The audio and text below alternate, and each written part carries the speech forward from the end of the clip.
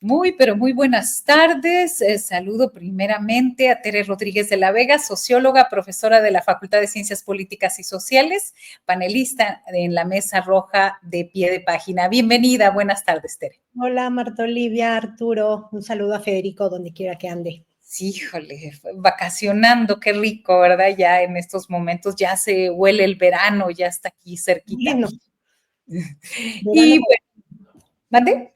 Verano con frío. Verano con frío, es que depende de dónde estés, Tere. Mire, verano con frío yo tengo que tener el aire acondicionado porque si no, no se puede. Acá estamos como en 30 y tantos y ahorita por este huracán como que ha bajado un poquito la temperatura, es decir, está agradable como en 35, 37 más o menos. Así es. Arturo Cano, periodista, analista político, cronista y escritor, sobre todo en La Jornada. Bienvenido, muy buenas tardes. Tu micro por ahí. A ver, llegando el micro. No, ya no lo oímos. Te escuchamos. A ver, ¿qué pasó por ahí? Vamos un poquito. A lo mejor tendrías que salirte y regresar o vamos a revisar un poquito, vamos a revisar aquí con producción. En un momentito regresamos con Arturo Cano, Fede Bonazo, ya van a empezar a preguntar, qué bueno, ¿dónde está? Pues él tomó unos programas de descanso. Así que lo tendremos de regreso en unas 3 semanas más o menos para que podamos, y siempre cuando digo esto, digo, regrésenle al programa para que vean que ya lo cambiaron, ya sabes, el chat que tenemos bastante cálido, pero a veces bastante intenso, bastante intenso, a mí me parece que es uno de los, en este equipo de Julio Astillero, es bien respetuoso con el chat. No veo, salvo YouTube que censure por alguna palabra, alguna grosería que se dice. Bueno, el equipo somos un equipo muy grande de corazón, pero somos pocos en el equipo y entonces pues no nos da la vida para estar censurando, hablando. Digo, aquí es libertad de expresión. A veces cuando son cuestiones muy específicas, YouTube dice no, aquí no se permite esto, pero hay cada cosa. Pero pues bueno, estamos en espera que regrese nuestro compañero Arturo Cano. Comencemos con este tema con el que Julio acaba de abordar a un colega de Contramáscaras de Puebla. Esta situación tanto en Campeche con Laida Sansores, donde ha prohibido que un periodista retirado de 72 años ejerza el periodismo así. 2 años no puedes hacer otra cosa. Además de que ya estaba en retiro. Esa es una situación. Hay decía Julio, hay una situación que suena hasta dictatorial, lo es, independientemente que uno tenga inclinación hacia la izquierda y uno no puede pensar que estas situaciones sean correctas y sean necesarias. Y pasa también en el caso de Puebla con Armenta. Ahora sí que hago una ley y luego les pregunto a ver qué tal les fue, ¿no? A ver qué opinan, ¿no? Y a ver qué podemos cambiar. A mí me parece que eso no es correcto, porque primero se escucha, se atiende, se hace una relatoría, se hace un diagnóstico, se presenta, se concilia y luego se llega a un punto, ¿no? Me parece que eso sería lo más correcto. ¿Por qué hablar de estos temas, Tere?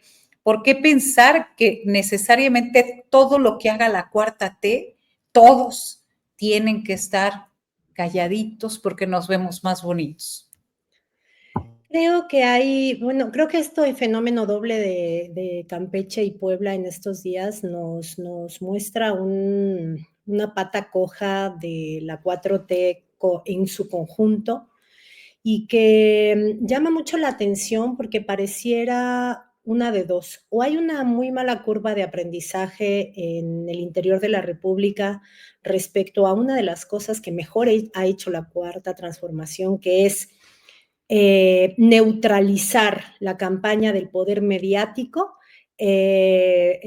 abriendo otros portales informativos y contrainformativos, ¿no? Es decir, utilizando fundamentalmente la mañanera, pero también utilizando, por ejemplo, la red de medios públicos y confiando en que la dinámica de medios independientes hace lo propio y también contribuye, es decir, sabiendo que las andanadas y las campañas del poder mediático como brazo mediático del poder económico separan con una muy buena política de comunicación social, ¿no? Y de horizontalizar y quitar mediadores de la comunicación gobierno, sociedad, ¿no? Y creo que le ha salido muy bien. Entonces, me parece como muy frustrante que en muchos lugares del interior de la República, los y las gobernadoras de Morena, en lugar de aprender de esta manera de llevar el pulso que contraataque estas campañas desinformativas y de fake y lo que llaman infodemia, en lugar de hacerlo así, de aprender del buen ejemplo que ha dado la 4T desde las mañaneras de López Obrador y que continúa de manera muy exitosa y eficaz, pues sigan las viejas prácticas del control autoritario y represivo del gobernador en turno sobre los medios locales. Y en el caso de Puebla, pues sobre la crítica en redes sociales, ¿no? Entonces, me parece que por un lado es como, pues, híjole, se necesitaría un poquito más de aprendizaje, de una buena experiencia, ¿no? Y por otro lado, también señala cómo no ha habido capacidad de que en el interior de la República, pero también, por ejemplo, acá en algunas alcaldías, haya un código ético mínimo del ejercicio de gobierno respecto a la prensa y al periodismo. Distinto es a decir al poder mediático, porque al poder mediático, reitero, se le ha neutralizado sin necesidad de hacer ningún uso ni de medidas, ahorita tampoco de regulación, pero tampoco ni de persecución ni de censura, simple y llanamente mostrando lo que son, ¿no? Evidenciándolo, generando otros mecanismos informativos y contrainformativos. Entonces, que no haya como un llamado a la disciplina en términos de cosas que no se hacen en un gobierno de la 4T. No se persigue a la prensa, no se amenaza a la prensa, no se persiguen usuarios de redes sociales, no se hace, punto, no se hace. Y mucho menos se legisla en esa dirección, ¿no?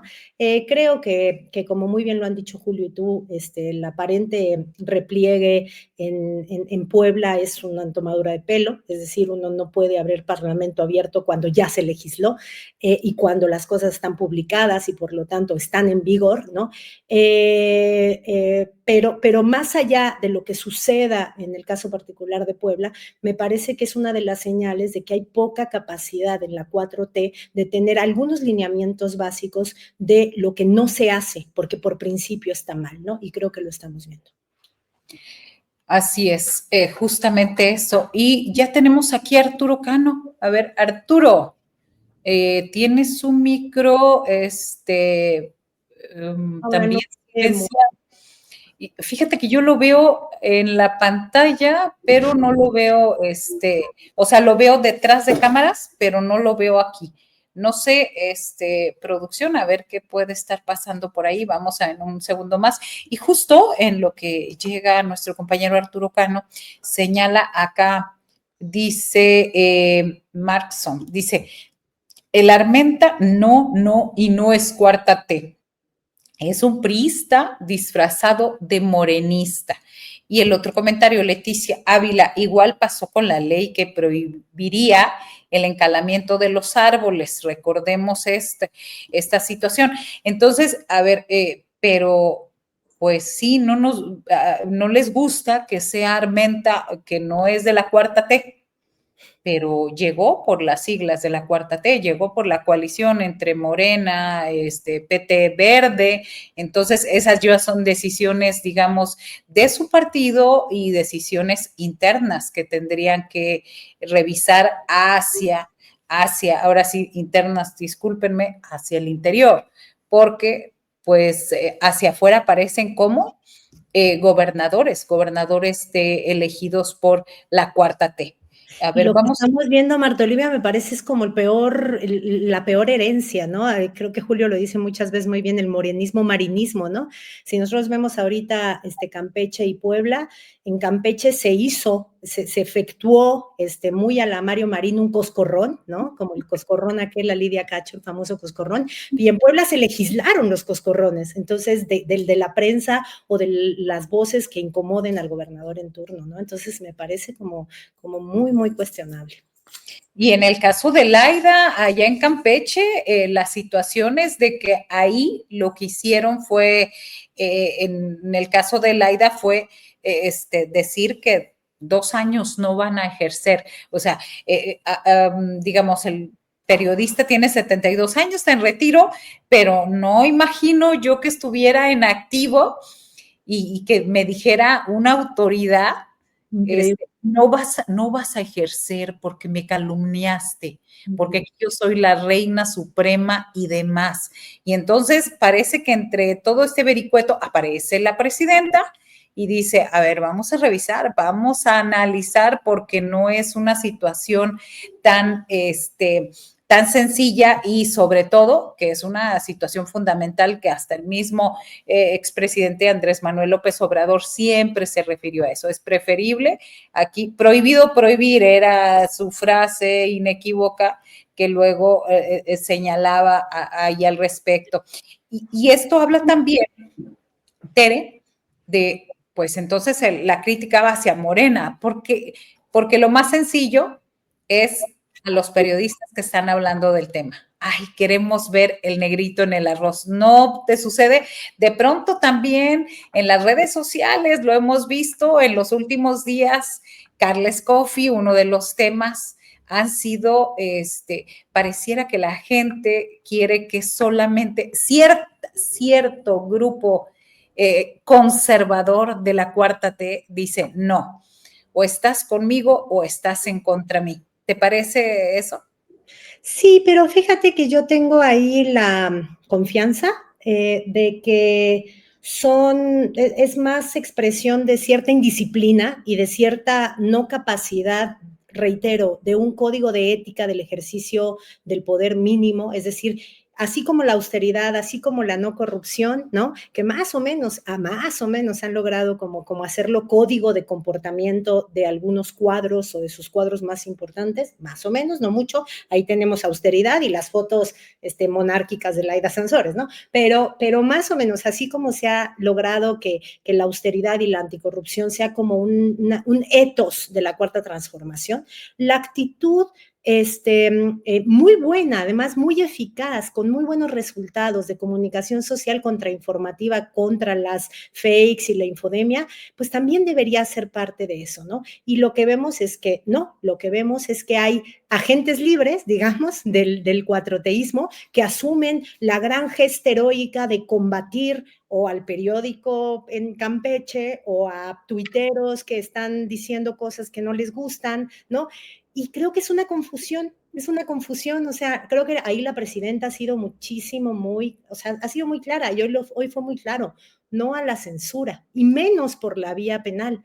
Yo confío sinceramente, Marta Olivia, en que la 4T vaya generando mecanismos institucionales que contrarresten a estos agentes libres tipo Laida Sansores. Me imagino uno, por ejemplo, una de las mejores cosas que podría pasar con el nuevo Poder Judicial es que sea una vía de contrapeso a estas cosas. Me imagino una causa abierta en el nuevo Poder Judicial que eche para atrás desde el Poder Judicial por inconstitucional y por afectar garantías de libertad de expresión a la ley Mordaza en Puebla, por ejemplo, ¿no? O un juez que se aviente a dar un amparo al reportero en jubilación, al periodista en jubilación que acaba de ser inhabilitado, imagínense, inhabilitado para la función periodística desde el aparato, desde la impartición de justicia, ¿no? Entonces, bueno, yo confío en que se vayan afinando estas cosas, pero ahorita lo que reina, me parece, es como una gran indisciplina en el interior de la República que no logra hacer que haya unos nos, hasta para una cosa pragmática, no nos metan en problemas, o sea, tenemos a Trump enfrente, tenemos el huracán, o sea, señora Laida, no, por favor. Pero bueno. De plano. Ya está listo, parece, ahora sí, Arturo Cano. Arturo, bienvenido. ¿Qué tal, Marta Olivia, Teresa? ¿Sí me escuchan ahora? Perfectamente. Oímos Ah, todo. ya, pues ya saben las jugarretas que a veces nos hacen los duendes del internet, de las conexiones, de los micrófonos. No tengo idea de qué está fallando con el micrófono de la computadora, entonces ya me estoy aquí conectando por el celular. Bien, Arturo, hablábamos de estos casos de Laida Sansores allá en Campeche y también el caso de Puebla.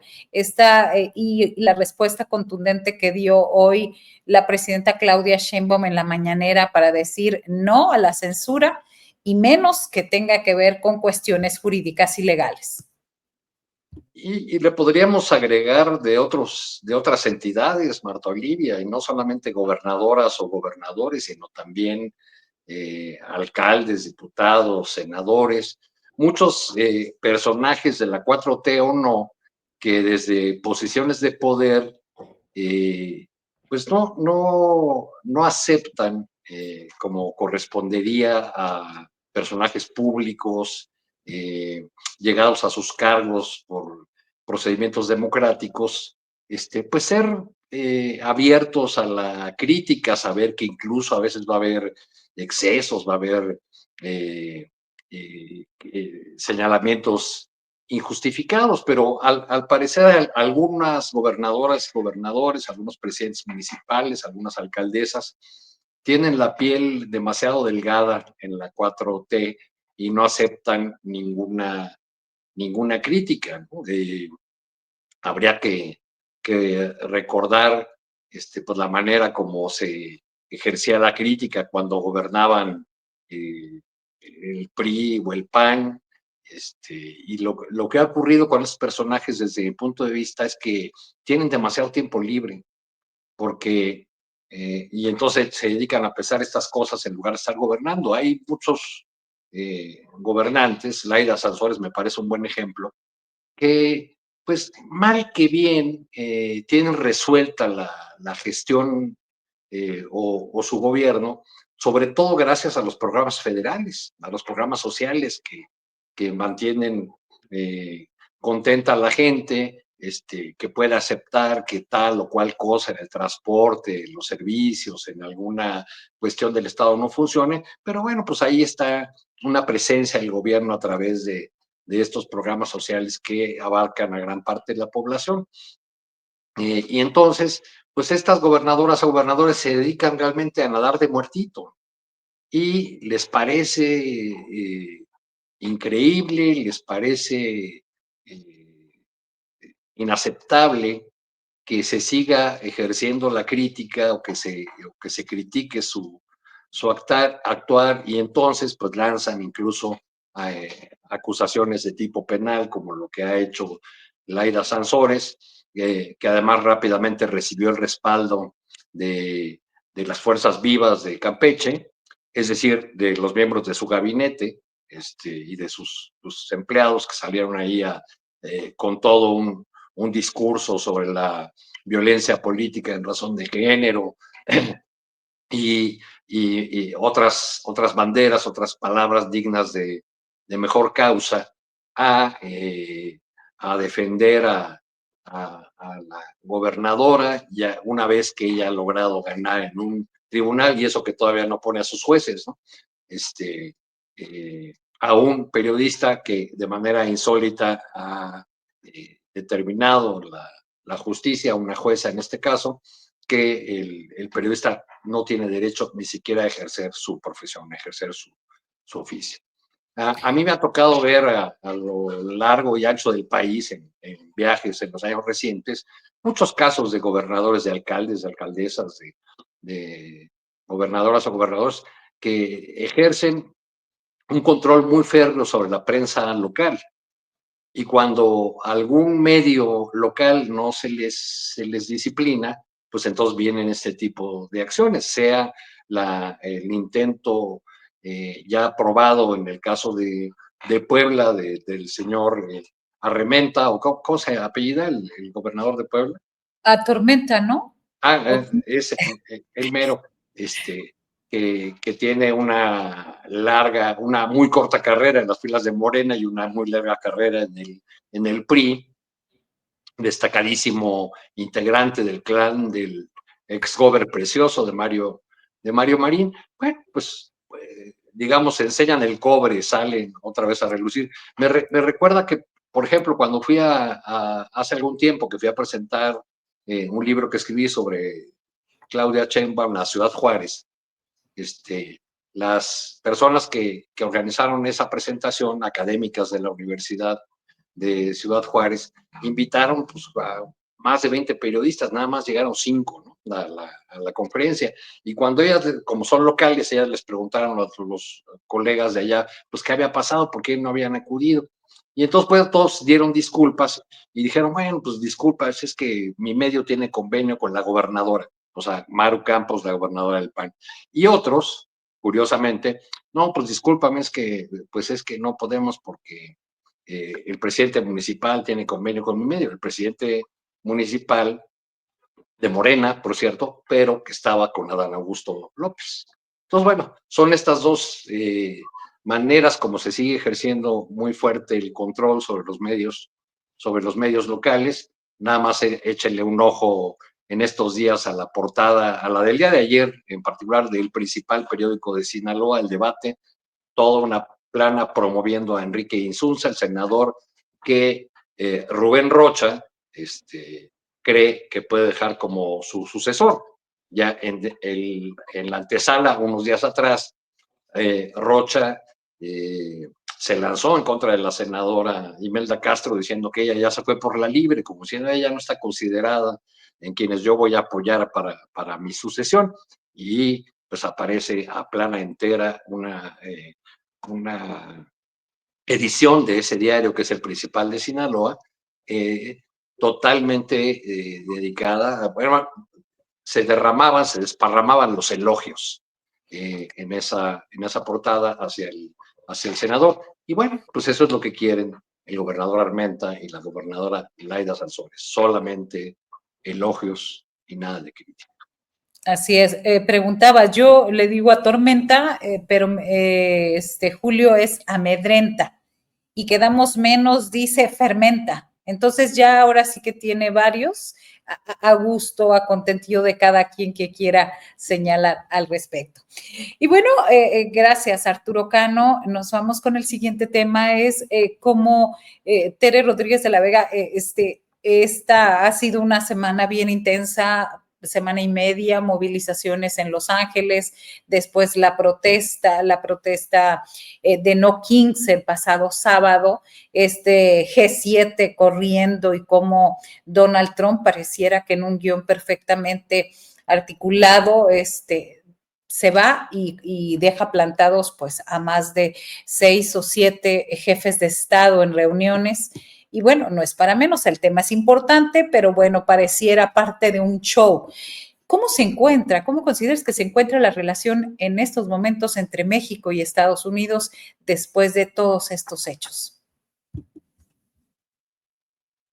Bueno, creo que el momento como internacional hace que para la agenda de los Estados Unidos, la relación bilateral México-Estados Unidos sea un tema no prioritario, ¿no?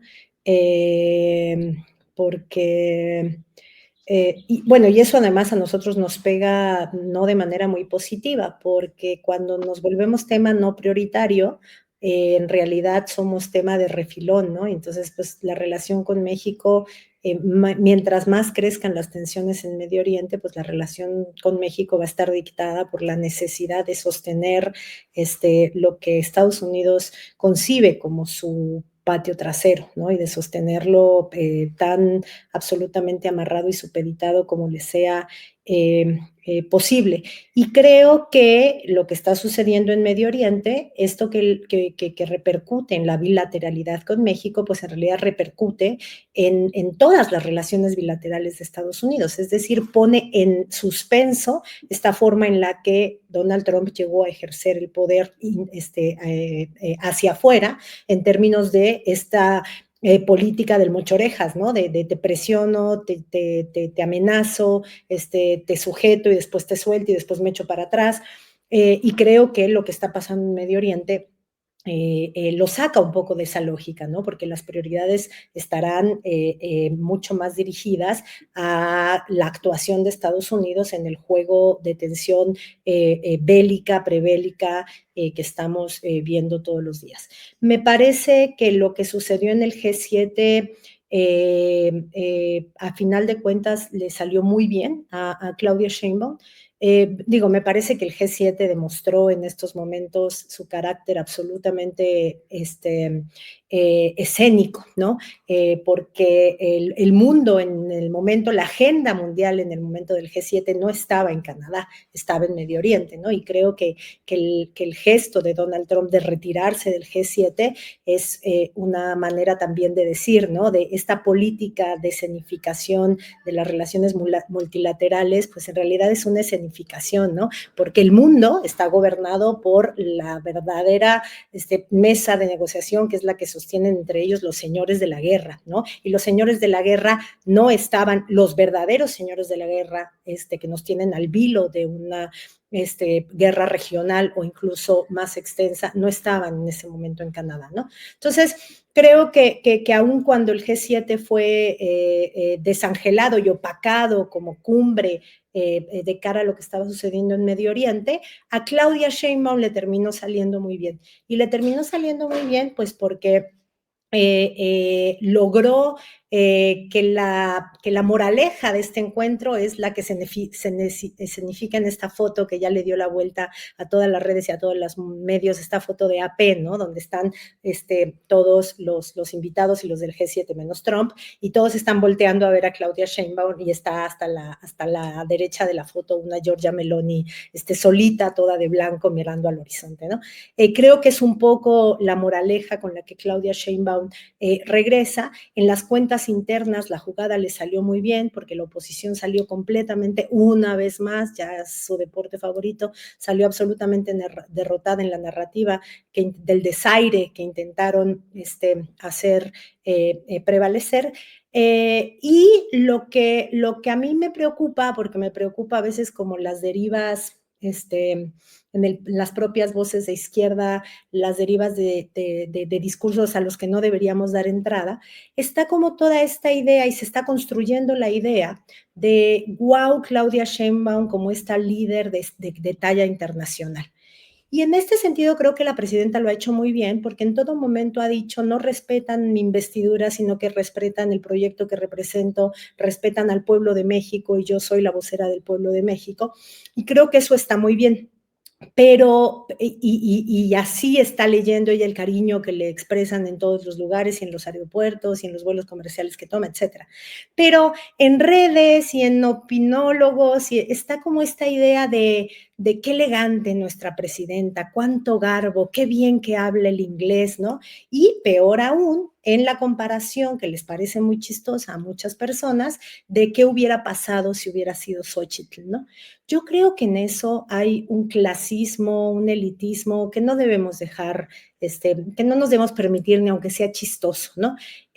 No es la clase, no es el estilo, no es el porte, no es el garbo, lo que lleva a Claudia Sheinbaum a ese lugar, y está muy claro en esa foto donde está con el primer ministro de la India, esa sonrisa, ese porte, esa cara en alto, pues en realidad es lo que da el soporte popular y la legitimidad y arraigo en sus poblaciones, ¿no? No lo dan ni la educación, ni la clase social, ni el estilo, ni el acento para hablar inglés. Entonces, bueno, creo que Claudia regresa con muy buenos números del G7. No solo sorteó la frustrada reunión presencial con Donald Trump, sino que además hoy dejó pasar ahí en la mañanera esta anécdota de que Donald Trump le dijo pasa por Washington y le dijo no puedo, ¿no? Creo que regresó con muy buenos números en un momento tenso en el que podría haber pasado a segundo plano su presencia en el G7 porque Donald Trump ya no se quedó para la reunión, pero creo que ella y su equipo lo supieron hacer muy bien. Gracias, Tere Rodríguez de la Vega. Segundo ese comentario acerca de, y si hubiera ido tal, ay, ya, hay ciertas cosas que hay que darle vuelta a la página y ver hacia adelante, sobre todo en cuestiones fundamentales para el país. Arturo Cano.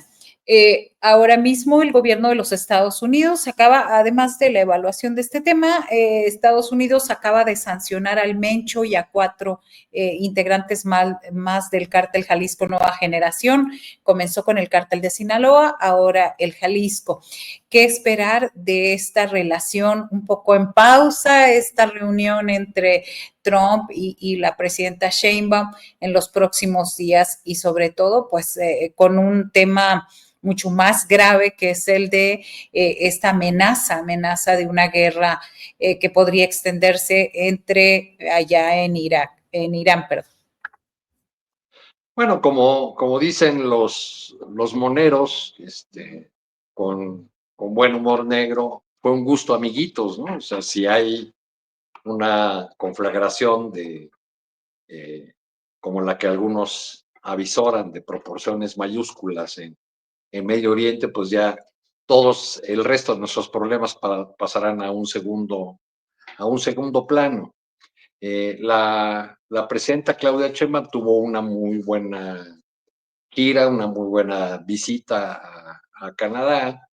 El señor Trump tuvo que salir ahí intempestivamente. Fueron para el anecdotario, otra vez muy interesantes las opiniones vertidas sobre todo en redes sociales y en algunos espacios de opinión, en el sentido de que la presidenta fue plantada por Donald Trump, que la dejaron ahí vestida y alborotada y cosas por el estilo, hasta quienes sin miedo al ridículo llegaron a publicar fotografías de algunas reuniones del G7 donde no aparecía la presidenta, que naturalmente aparecía en las fotografías oficiales que incluían a los invitados a la reunión, es decir, a los representantes de aquellos países que no forman parte del selecto club del G7, ¿no? Hay que decir que este grupo se formó en 1973, cuando las 7 naciones originales que lo conformaron eran las mayores economías del mundo. Mucha agua ha corrido bajo los puentes desde entonces, y hoy un país que estuvo como invitado, por ejemplo la India, tiene una economía de mayor tamaño que 4 de las naciones que originalmente formaban parte del G7. También estuvieron Brasil y México. China no es invitado, pero China también tiene una economía ya mayor que buena parte de los países que integran este club. Entonces yo creo que fue un buen desempeño, que da idea de la soltura, de la manera como la presidenta se puede mover en estos escenarios internacionales, y que ese hecho pues calla las voces de aquellos que se dedicaban a criticar al antecesor de Claudia Sheinbaum, al presidente López Obrador, porque lo consideraban aldeano, que no le interesaba el mundo, que no quería salir, que no quería viajar, porque era una vergüenza nacional y bla, bla. Bueno, pues no pueden decir esto en este caso, aunque se inventan otras cosas y se agarran de asuntos como el vuelo comercial que tomó la presidenta para seguir en este afán de golpear todo lo que aparezca enfrente, si es de este gobierno. En cuanto a la relación entre ambos países después de este fallido encuentro y de la llamada telefónica, pues hay que mencionar que es la 8ª llamada telefónica que sostienen Trump y la presidenta Sheinbaum. En todas estas llamadas, lo que se informa al público de ambos países, pues es que se avanzó en la discusión, el tratamiento de los temas que ocupan en la agenda de ambos países, en los temas que ya hemos repetido hasta el cansancio, los asuntos económicos, la migración, el fentanilo,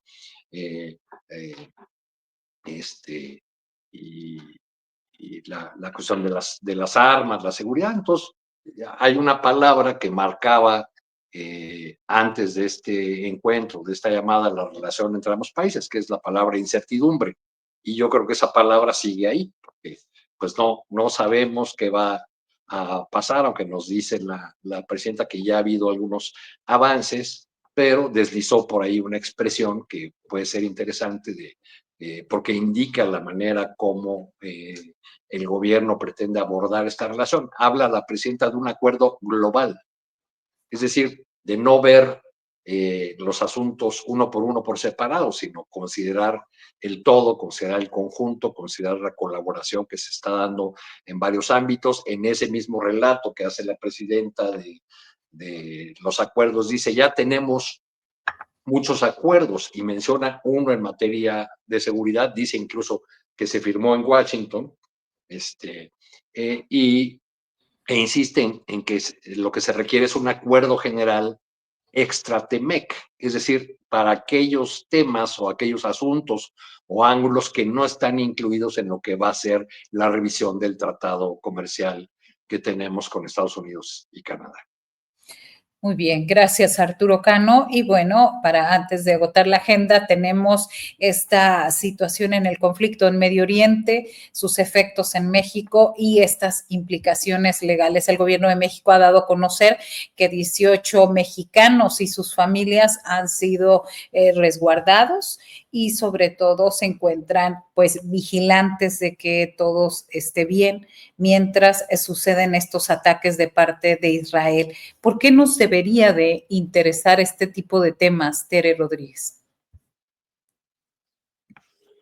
Híjole, bueno, primero por un sentido de humanidad básico, porque por la máxima de que la guerra no nos sea indiferente, porque en las decisiones de los señoros de la guerra, que siempre están en última instancia motivadas por intereses económicos y de control de materias estratégicas, en lo que ellos deciden, pues va la vida y la suerte y el futuro de muchos pueblos, ¿no? Entonces, lo que estamos viendo ahorita de estas muchas personas que están teniendo que salir de sus casas ahora en Teherán, que están teniendo que vivir la zozobra cotidiana de que la vida esté en riesgo desde el cielo por ese agente absolutamente inhumano en todo sentido, que es una bomba que puede acabar con todo. Entonces, en primera instancia, por un criterio mínimo de solidaridad humanista, ¿no? Creo que la tensión en Medio Oriente está teniendo como una curva de escalada muy pronunciada y cada vez que escala más la tensión es mucho más difícil desandar la escalada bélica. Hasta ahorita lo que hemos visto es que no hay la intención de ninguno de los actores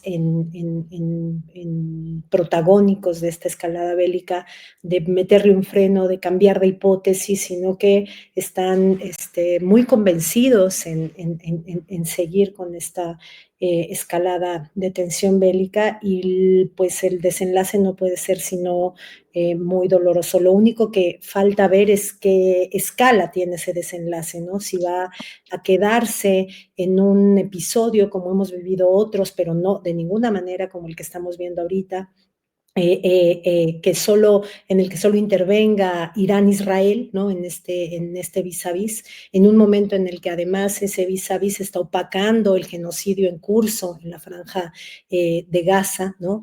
En un momento en el que además Israel estaba bastante contra las cuerdas, no materialmente, pero por lo menos en términos de su aislamiento en la opinión pública global, ¿no? La semana pasada fue la semana de la flotilla, de la marcha parada en Egipto, fue la semana de manifestaciones otra vez masivas en todo el globo contra el genocidio en Israel. Está ya en curso la orden orden de aprehensión de la Corte Penal Internacional, están las declaratorias de la ONU, es decir, en un momento en el que Israel estaba absolutamente sitiado a nivel, por lo menos, opinión pública a escala internacional por el genocidio en Gaza, pues ahora el gran peligro es Irán, ¿no? Y entonces Israel se vuelve en realidad un agente de contención de el hipotético peligro que representa el desarrollo de armas de destrucción masiva en Irán. Entonces,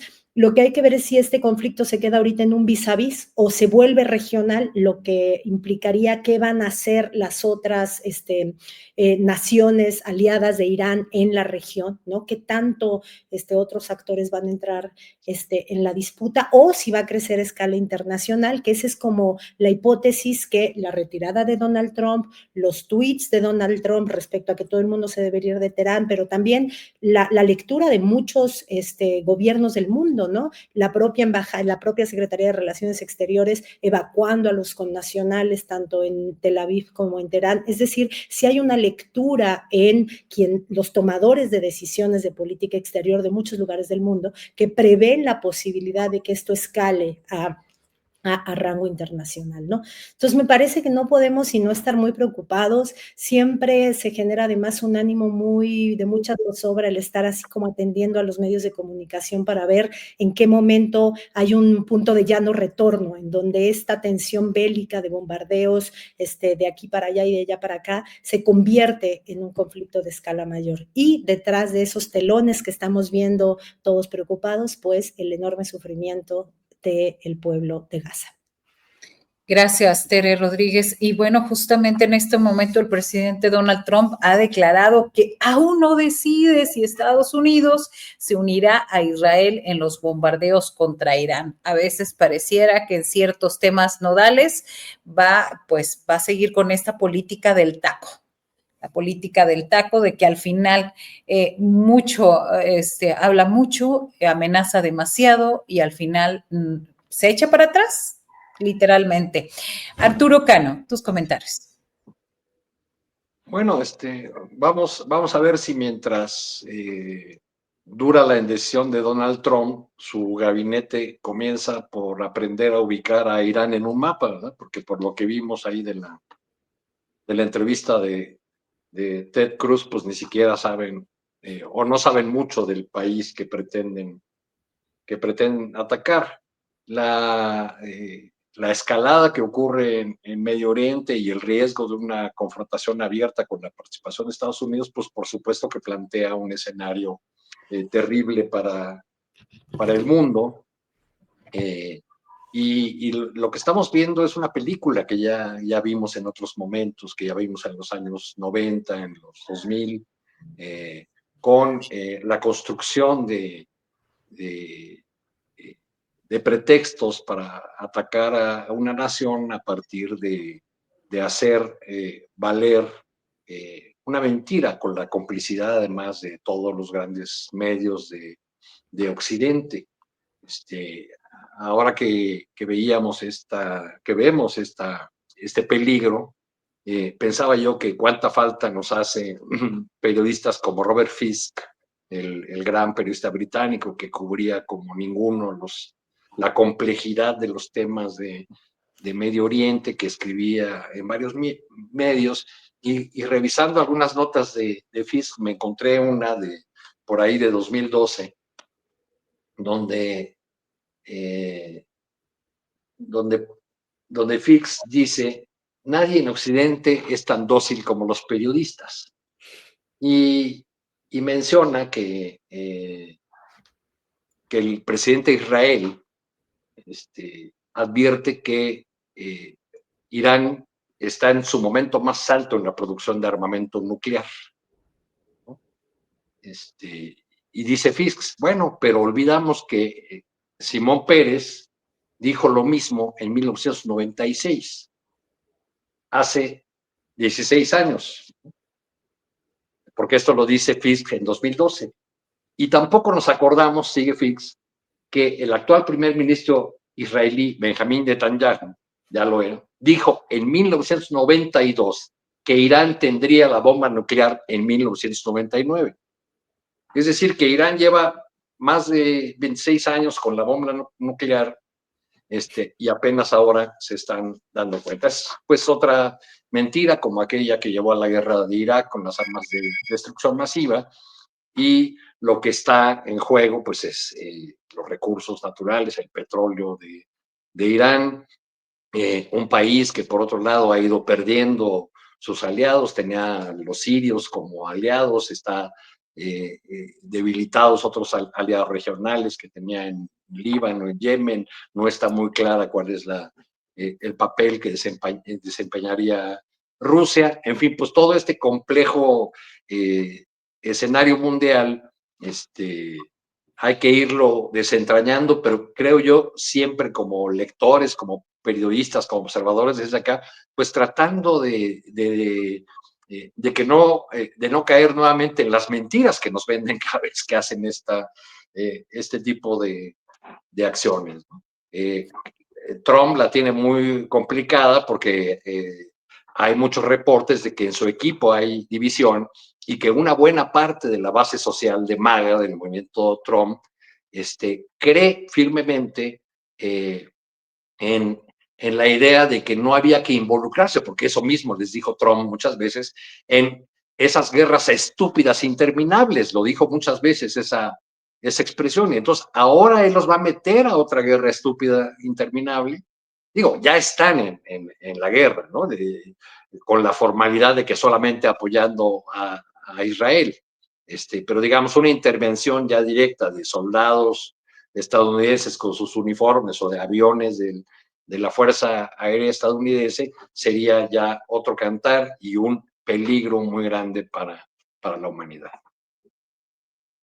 Estamos llegando ya al cierre de esta mesa bella acá, -1. Antes de cerrar, Arturo, me recordó un poco el libro, recordar el libro del Shao, La desmesura del poder de Kapuscinski, que llega precisamente después de la caída del Shah Reza Pahlavi en ese tiempo, y cómo quedó el país y demás, y ahora con el nuevo líder, pues un ultraconservador, totalmente antioccidente o anti-Estados Unidos, y bueno, los pronunciamientos han sido bastante fuertes en ese sentido contra Donald Trump, sin nombrarlo así directamente. Pero un minutito para despedirnos en este postrecito de esta mesa, Tere Rodríguez. Tu micro. Bueno, muy rápido, postrecito doble.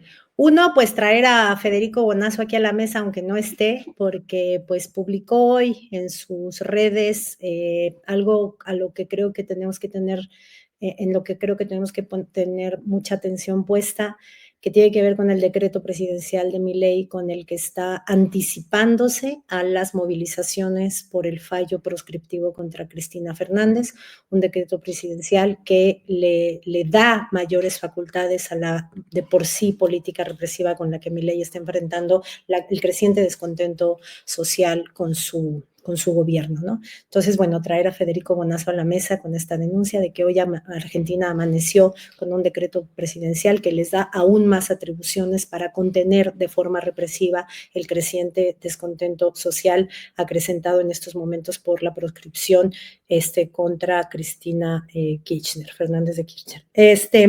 Y la otra,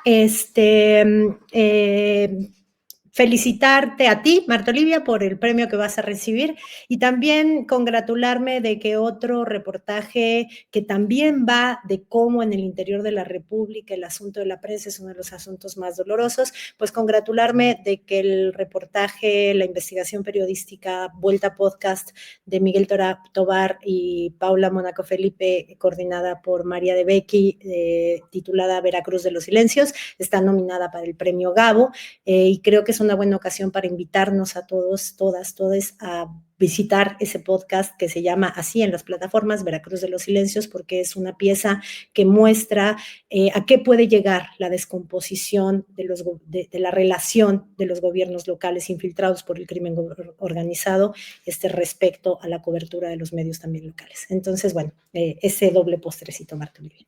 Muchas gracias, Tere Rodríguez. Gracias por tu comentario amable. Arturo Cano, postrecito. Bueno, veo que hace unos minutos acá en la Ciudad de México, en el circuito interior, que es una vía muy importante, una calle muy importante ahí cerca de Paseo de la Reforma, trabajadores de aplicaciones bloquearon durante varias horas esa importante vía en demanda de que se aplique una ley que ya fue aprobada por el Congreso mexicano, la Ley de Trabajadores de Aplicaciones. Son trabajadores agrupados en la Unión Nacional de Trabajadores de Aplicaciones que tendrán ahora derecho a la seguridad social y que se están topando con la resistencia de estas grandes empresas como Uber y compañía, que hacen frente común para esquilmar, para negarse a poner su parte en las aportaciones que les corresponden para que los trabajadores de aplicaciones cuenten con seguridad social. De por sí, la reforma aprobada pues es muy imperfecta, para decirlo con suavidad, pero independientemente de eso, ha habido una resistencia de estas grandes compañías de aplicaciones a otorgar el más mínimo reconocimiento de estos trabajadores como sus empleados, con este discurso muy neoliberal de que no son sus empleados, sino socios y trabajadores por cuenta propia. Pues han mantenido desde hace ya mucho tiempo una campaña en contra de cualquier reforma. No pudieron parar la ley aunque pretendían y ahora lo quieren parar en los hechos. Hace unos meses me tocó ir a una conferencia de prensa que dieron los representantes de estas empresas de aplicaciones. Curiosamente, los ejecutivos eran todos colombianos. Un país donde, por cierto, no están reguladas aplicaciones como Uber, no están permitidas, por ejemplo. Y presentaron los resultados de una encuesta en que muy mañosamente preguntaban a los trabajadores,